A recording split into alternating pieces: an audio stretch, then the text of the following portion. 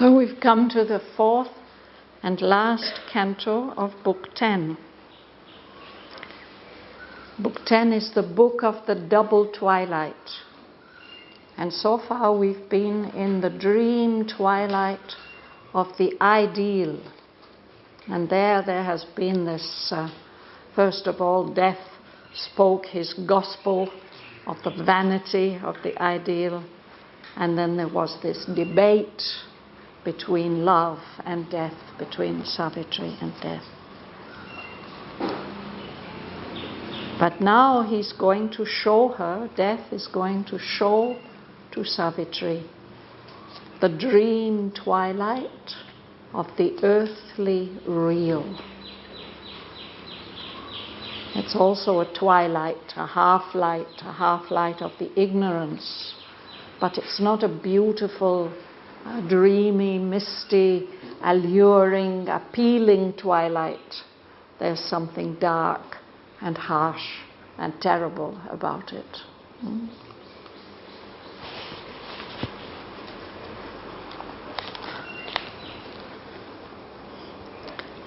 There came a slope that slowly downward sank. It slipped towards a stumbling grey descent. The dim heart marvel of the ideal was lost.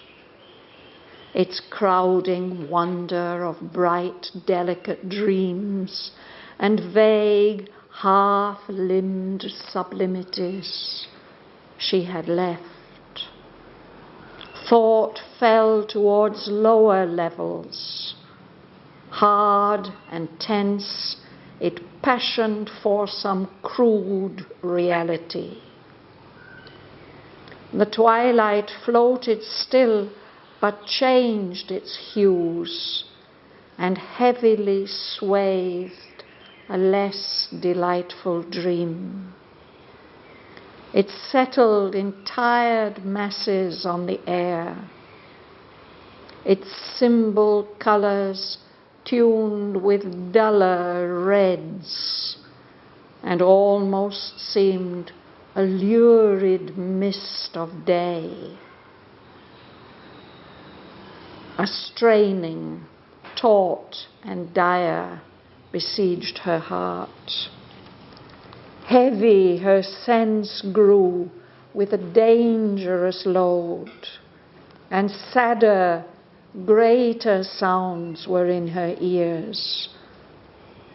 And through stern breakings of the lambent glare, her vision caught a hurry of driving plains and cloudy mountains and wide, tawny streams, and cities climbed in minarets and towers towards an unavailing, changeless sky. Long quays and guts and harbors white with sails challenged her sight a while and then were gone. Amidst them travailed toiling multitudes in ever-shifting, perishable groups. A foiled cinema of lit, shadowy shapes enveloped in the grey mantle of a dream. Imagining meanings in life's heavy drift, they trusted in the uncertain environment and waited for death to change their spirits' scene.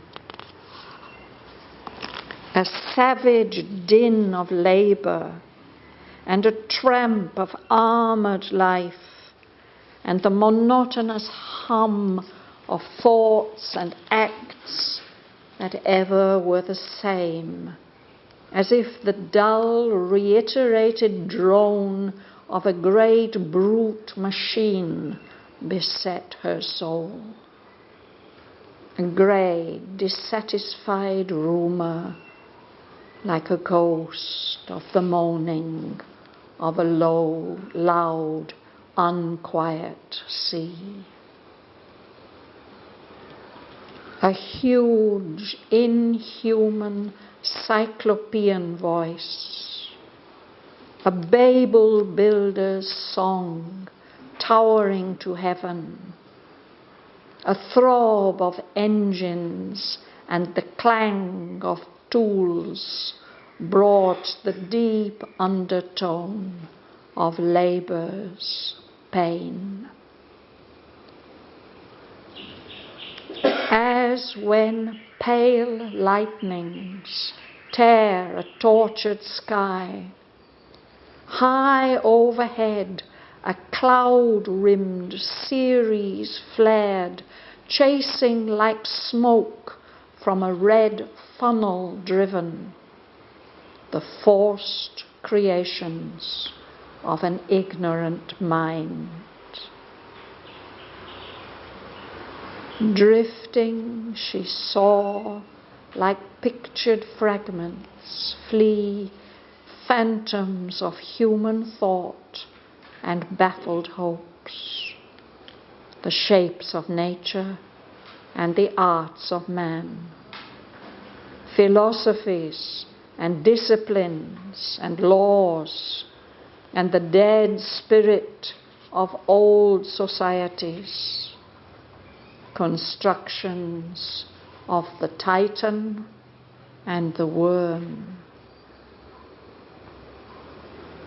As if lost remnants of forgotten light, before her mind there fled with trailing wings dimmed revelations and delivering words emptied of their mission and their strength to save.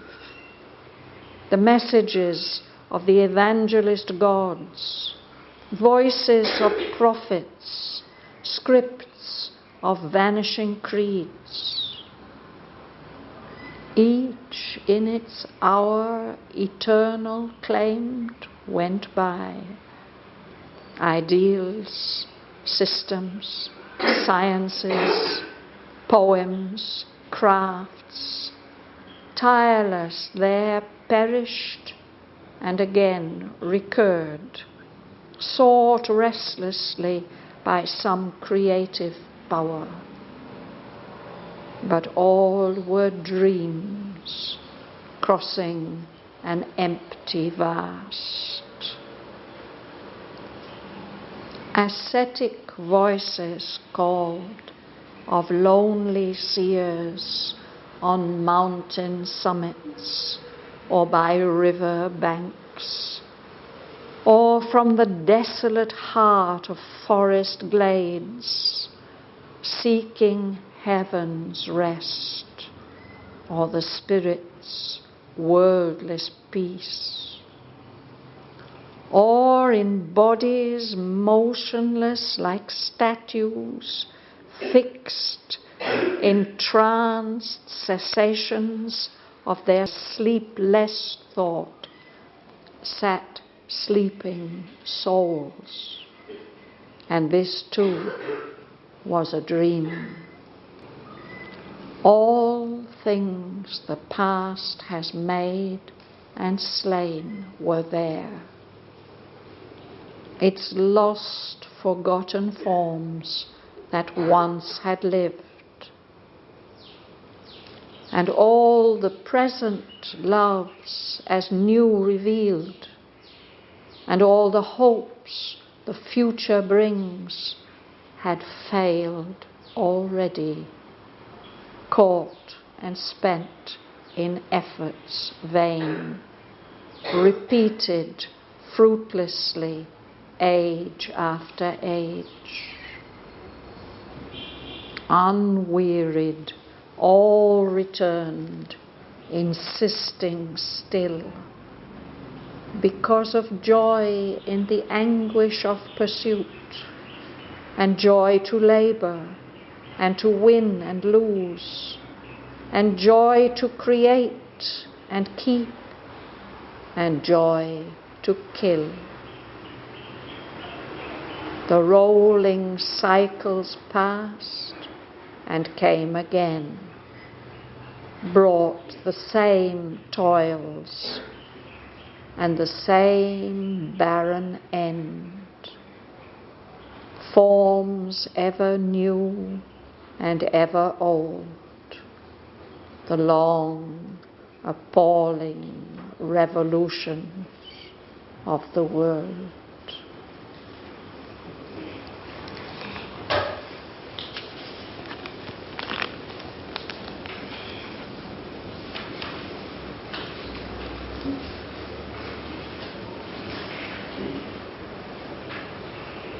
So this is quite a dark and depressing picture.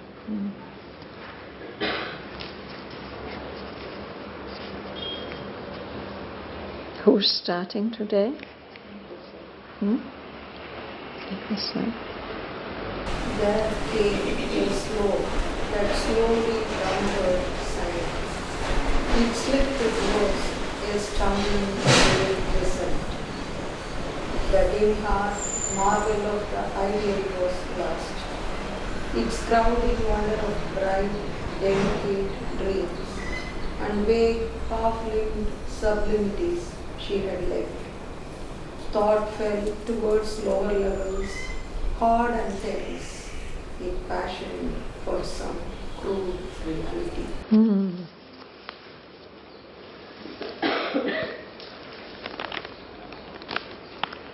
The thing that was missing in that ideal world was reality. Nothing there ever became real. And now death is going to give to Savitri a symbolic picture of the earthly reality.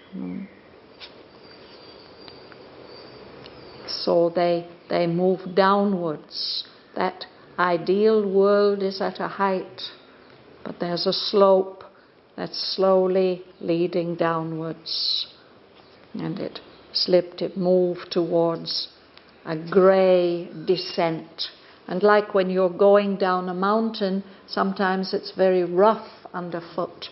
You stumble as you go downwards, no? And the atmosphere has changed completely.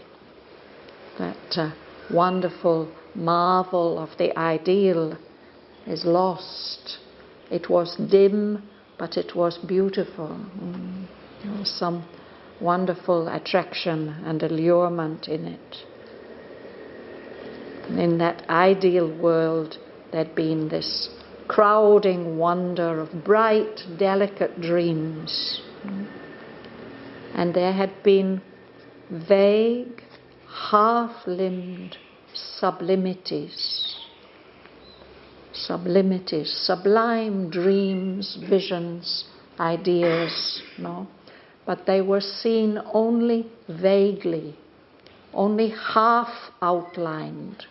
To limn, it's a word that artists use, means to draw or outline. So they had been glimpsed, those sublimities, but only half seen. Now they are left behind completely. And here in this realm, thought fell towards lower levels. There everything had been floating and light, but in these lower levels it becomes hard, tense, tight. But it is passioning for, it desperately wants to experience a reality, even if it's a crude reality, something real.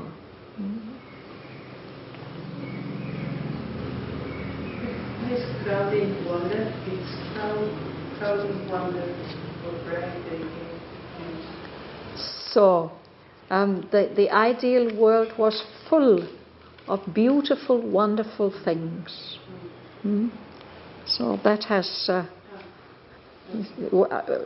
One thing after another you would see that made you wonder, delighted you.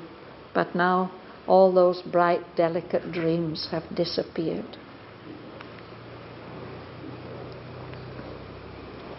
Suresh? Yes? The C in line 5, is that Savitri or the ideal? This is Savitri. Yes, this is Savitri. This is her experience now. The twilight floated still but changed its hue, and heavily sweated a less delightful dream. It settled in bright masses on the air, its symbol colors tuned with tuller reds, and almost seemed a lurid mist of day. Thank you. So she had been in the twilight of the ideal. Now there is still twilight. Twilight's floated still, but its colours have changed. The hues have changed. Then they were pastel colours, something leading towards dawn, beautiful magical shades. Now they are like thick mists, swathed. Of course, I'm a bit swathed in my shawl, but we talk about mountains being swathed in mist. So it can be like a cloud, heavily swathed. This twilight is swathing another dream. This time the dream of the earthly real. That's a less delightful dream than the dream of the ideal. That twilight settles like heavy clouds of fog on the air. And the symbol colours have tuned with duller reds, deep, dark reds that are not shining. And so it almost seems like a lurid mist of day. That it's not a twilight anymore. It's a daylight, but a daylight that is very dark and misty. Lurid is dark. A lurid mist of day. Yeah. Lurid because of these reddish glows. Sometimes in the city where the air is polluted, when there's sunset or sunrise, the colours can be very lurid. It's this harsh, dark colours. Bhavan. A straining thought entire besieged her heart. Heavy her sense grew with a dangerous load, and sadder, greater sounds were in her ears. And through stern breakings of the lambent clear, her vision caught the hurry of driving plains, and cloudy mountains, and wide, towny streams. And cities climbed in minarets and towers towards an unveiling, changeless sky.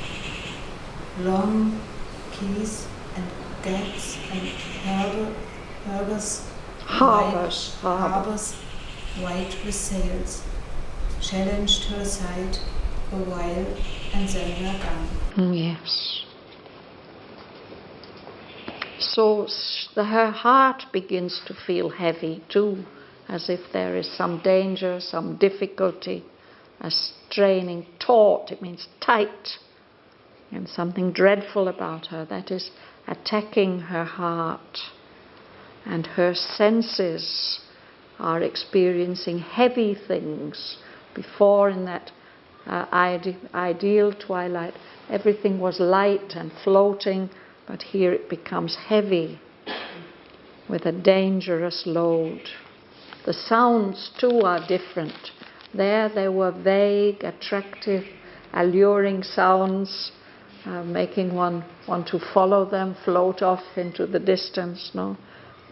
But now, sadder sounds and greater sounds, louder sounds were in her ears. And it's almost as if she's traveling in a train, this picture. There's this twilight all around, and there are breaks in the twilight, in the lambent glare. Lambent is like lurid. There's some harsh glow.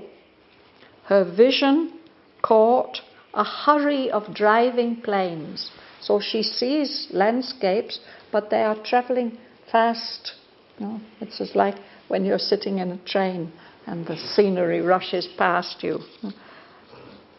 Driving plains, and cloudy mountains, and rivers, wide, tawny streams. Sri Aurobindo often refers to the Indian rivers as tawny, which is the color of a lion, a sandy yellow color. And there are cities. She gets glimpses of cities with tall skylines, with minarets and towers, and they are rising up towards the sky, but the sky is changeless. It doesn't offer any possibility of change, and it's unavailing. It's as if nothing will ever change. You can speak of your efforts being unavailing. You try and you try and you try, but there's no result. And since there are rivers, there are also quays where the boats can tie up and land, unload their wares, guts, the steps down to the rivers where the people can go down and bathe. There are harbours, so there's lots of commerce going on there. Harbours white with sails. She just sees them a moment, and then they're gone, rushing past. And so they sing from up the lower earth.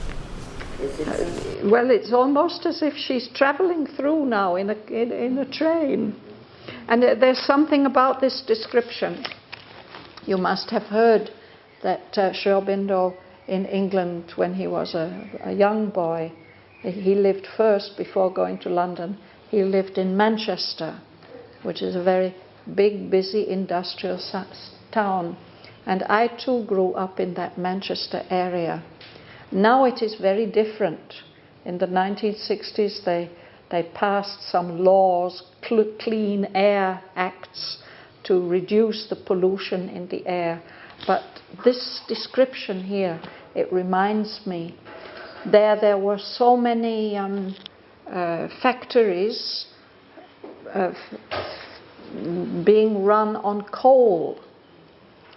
And often we used to see as if the chimneys were burning. There'd be black smoke coming out. The whole landscape was full of these chimneys. And sometimes actual flame you would see coming out. This lurid, lambent glare. And because of that, the air was so thick with black dust. And it used to rot my mother's curtains, the coal dust in the air. You couldn't keep them clean. And in the winters, we would get fog, and those fogs were so thick, you could not at all see where you were going. The authorities used to light bonfires at the crossroads just to give people some guidance where they were, and you'd walk along with your hand against the wall. If you could get completely lost. I remember several times getting completely lost on my way home from school, which I did every day, but it was so different. In that thick fog you really couldn't see anything. And of course it was very, very bad for health. And because of that, all the buildings were blackened. Now they've cleaned them up and they are bright and completely different. But it seems to me that into this description comes some memory that Sri Aurobindo, or memories that Sri Aurobindo must have had of growing up in Manchester, what it was like, and then even travelling by train through those industrial landscapes. I remember taking a friend to visit my home in the early 60s. He had never seen anything like that before. He couldn't believe that people could live like that. But people did live quite happily and cheerfully there. Amazing. Of course, we didn't have these rivers, long quays and ghats and harbours. That is something of India.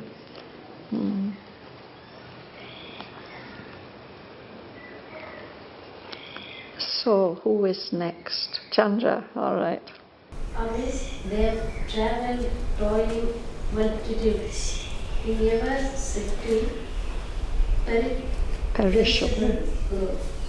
A foiled cinema of misshadowed shapes, enveloped in the grey metal of a dream. Yes. So amidst these landscapes which she's seeing, or these townscapes, there are people working, people who have, many people who have to work hard. Their whole lives are hard working. Amidst those scenes travelled toiling multitudes.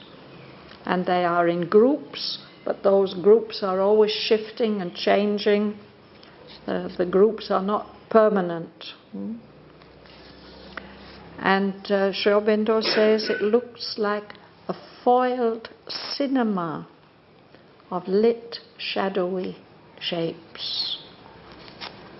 Which reminds me that Sri Aurobindo spoke of his experience in 1908 in the city, particularly in Bombay, of seeing everything as if it was unreal, like just the shadows, shifting shadows on the screen, cinema screen. And all those beings and their shapes and forms and groups are enveloped in this grey mantle, this fog, this mist of a dream, a dark dream. You like to read? Imagining meanings in life's heavy drift, they trusted in the uncertain environment and waited for death to change their spirit's scene. Yes. So there doesn't seem to be any real significance in all those lives of all those people, but they imagine some significance. And they trusted in that environment. Although it was such an uncertain environment, they relied on it. And it seemed as if the only possible way of change was through death, waited for death to change their spirit's scene. Otherwise, it was changeless. It seemed as if it would go on forever like that. Nilpa.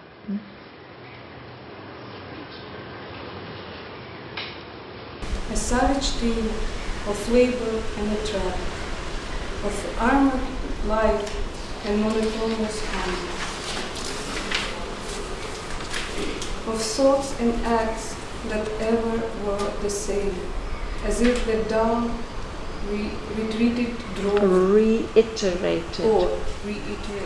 drone of a great brute machine beset her soul, a great dissatisfied rumor like a ghost of the moaning of a loud, unquiet sea. You know, this word din means a terrible noise.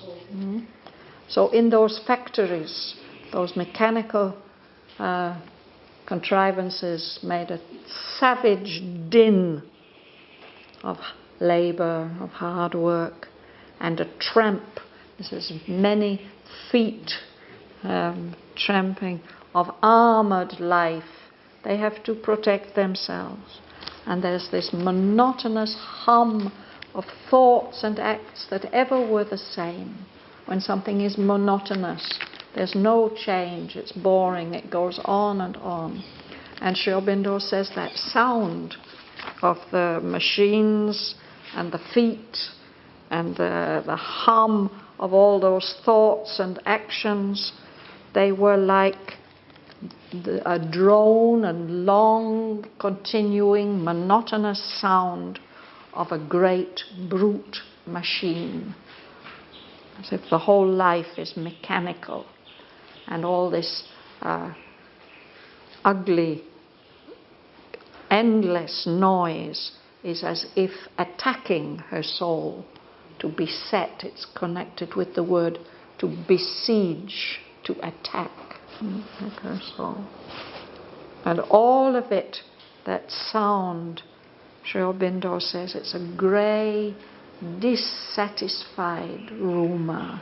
There's no joy, there's no delight in that sound. Rumour here means a sound, a continuous, ongoing sound. And he says that sound is something like the ghost of the moaning of a loud, unquiet sea. A sea in the distance, but a stormy sea. You can hear it faintly, but it's loud, and it's not a gentle, soothing sound. It's an unquiet, disturbed, troubled sound.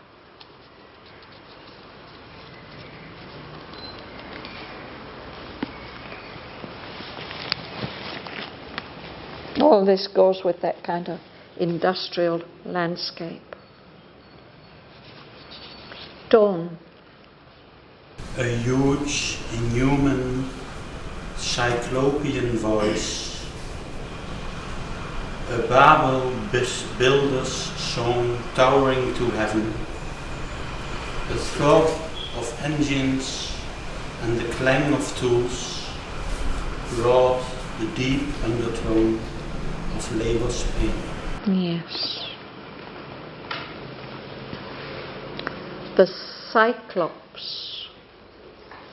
Cyclops, and here he uses the adjective cyclopean. These are creatures from Greek mythology. They're kind of giants. Very large, powerful creatures. Very primitive creatures who live in caves, but they are very strong. And they have only one eye in the middle of the forehead. There are stories about them and about their immense strength and their cruelty.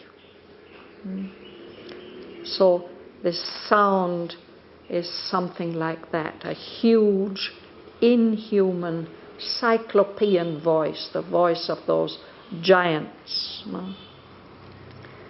It's also like the song of the Babel builders. You've heard of the Tower of Babel. Perhaps it has something to do with the city of Babylon. There's a story in the Bible about these people in the Middle East somewhere who wanted to build a tower that would reach all the way to heaven. And they started to build it. They built an immense tower, and God was bothered about that. He didn't want them to reach all the way to heaven. So he made them confused, but they all spoke different languages and couldn't understand each other. And in that way they were not able to continue with their work. So that story has something to do with Auroville. Mother has mentioned it. She says that she would like Auroville to be a Babel in reverse. That instead of everybody speaking different languages and not being able to understand each other, we would all be able to understand each other, and we would succeed in building our tower to heaven. But the idea of all that labor, and confusion, a throb of engines and the clang of tools, all this sound is bringing the deep undertone of labor's pain. That sound implies a lot of hard work in very unpleasant conditions. Even children were working in those factories and those mines and long, long hours. So there was a lot of human suffering in those conditions. You'll read? Yes. As one pale lightning teared a dotted sky, high overhead a cloud remained serious flat, chasing like smoke from a red funnel rally. The force creation of an ignorant mind. I think we'll stop there because it's a very long sentence. Let's understand this. So first he gives us the picture of a tortured sky, a sky in which there are very stormy clouds as if fighting together. It's not a calm, peaceful sky at all. It's full of discord. But that gets torn apart by the flash of lightning. So it's something like that, he says, that high overhead in that unchanging sky, there's a series of flares, of flames, surrounded by clouds. So that's what I remember, these clouds of dark smoke, and within them the flames. And that's chasing, it's being blown by the wind, chasing like smoke from a red funnel driven. A funnel is a kind of chimney. The old steamships, they had funnels. So this picture, he says, is created by the forced creations of an ignorant mind. These are symbol images of the being produced by the minds of those beings who are living and toiling in that environment, creating even. These are the forced creations of an ignorant mind. They're the products of the ignorant mind of humanity. You will read it? Drifting, she saw like pictured fragments flee, phantoms of human thought and fulfilled hopes, the shapes of nature and the arts of man, philosophies and disciplines and laws, and the dead spirit of old societies, constructions of the titan and the worm. Yes. So she sees these clouds drifting like pictured fragments, but they are always moving, whether because she's in a train or because of the wind. And these figures are phantoms, ghosts of human thought and the baffled hopes of humanity. Baffled means frustrated, unfulfilled. And these are pictures of the shapes of nature, but also of the arts of man, the skills, the creative activities of human beings. So these philosophies, these disciplines, these laws, they all pass like lurid clouds of smoke. Even the dead spirit of old societies. There have been cultures who seem to have achieved something, but then they don't exist anymore. Those are also represented there. And these are all constructions. They're somehow artificial constructions of the Titan, of the superhuman on a large scale, and the worm, that lowly creature wriggling in the mud.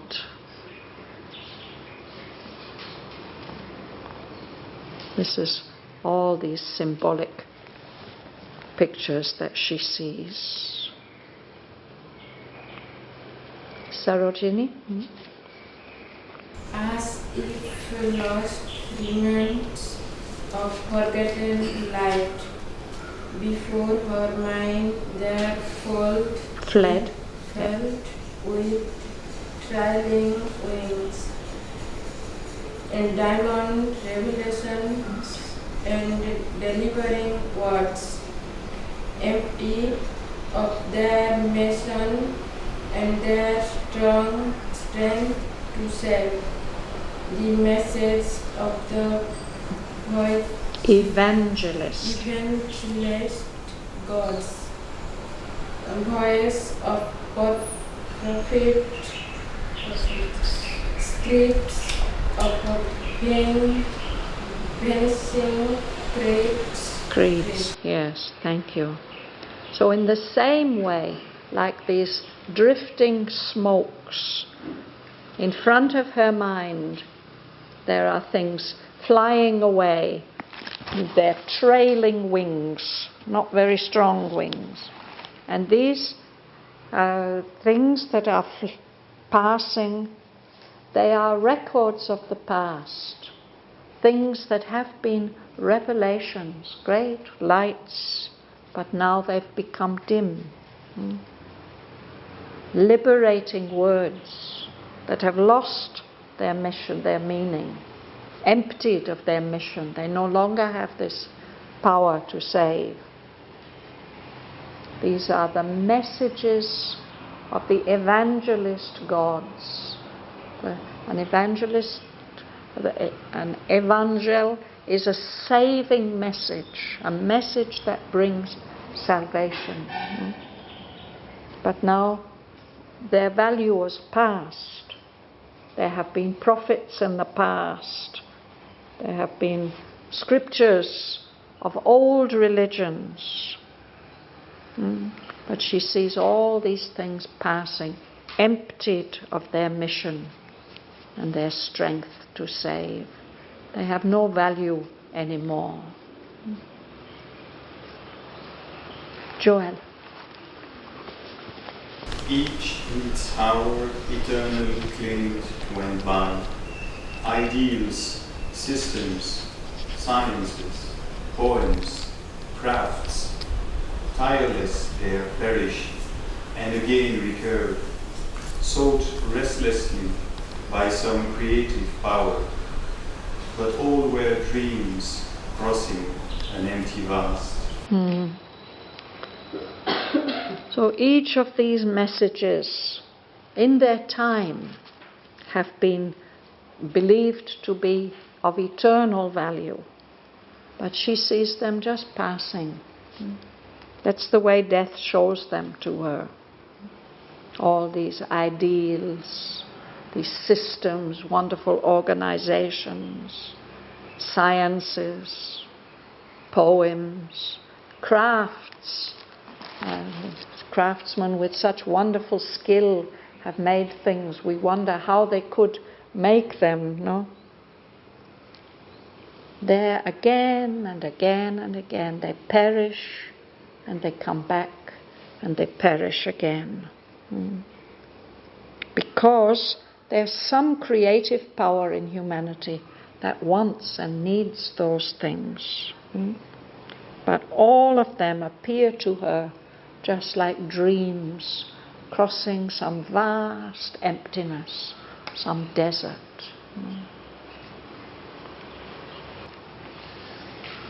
Shraddhavan, I don't understand very well how from the last chapter is happening this.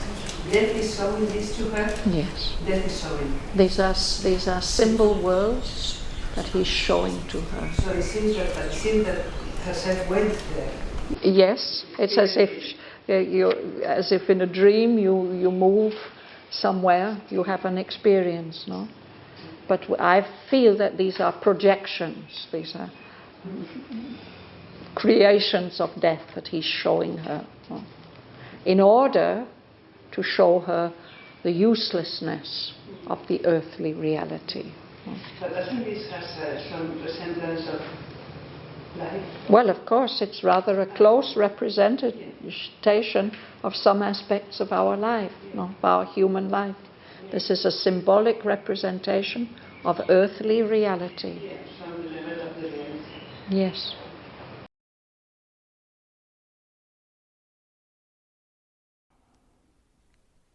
There came a slope that slowly downward sank. It slipped towards a stumbling grey descent. The dim heart marvel of the ideal was lost. Its crowding wonder of bright, delicate dreams and vague, half-limbed sublimities she had left. Thought fell towards lower levels. Hard and tense, it passioned for some crude reality. The twilight floated still, but changed its hues, and heavily swathed a less delightful dream. It settled in tired masses on the air. Its symbol colours tuned with duller reds, and almost seemed a lurid mist of day. A straining, taut and dire besieged her heart. Heavy her sense grew with a dangerous load, and sadder, greater sounds were in her ears. And through stern breakings of the lambent glare, her vision caught a hurry of driving plains, and cloudy mountains, and wide tawny streams, and cities climbed in minarets and towers towards an unavailing, changeless sky. Long quays and guts and harbours white with sails challenged her sight a while, and then were gone.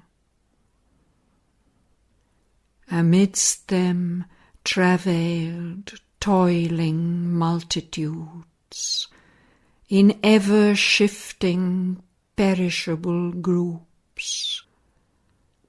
A foiled cinema of lit, shadowy shapes, enveloped in the grey mantle of a dream.